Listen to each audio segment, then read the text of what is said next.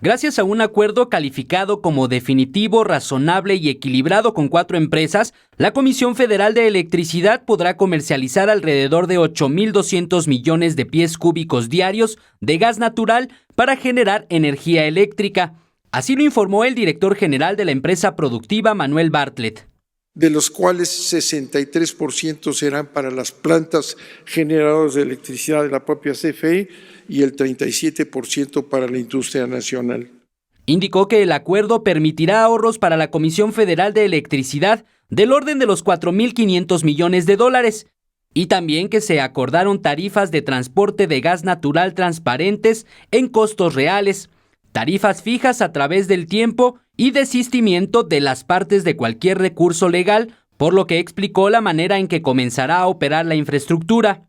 El primer gasoducto de entrar en operación será el gasoducto marino sur de Texas-Tuxpan, con una capacidad de 2.600 millones de pies cúbicos diarios.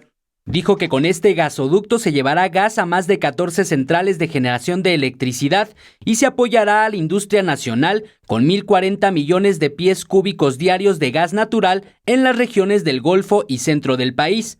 El acuerdo fue celebrado por el presidente Andrés Manuel López Obrador, quien agradeció la voluntad de los empresarios.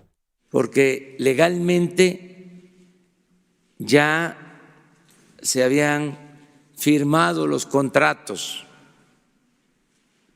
ya se habían acordado condiciones que nosotros consideramos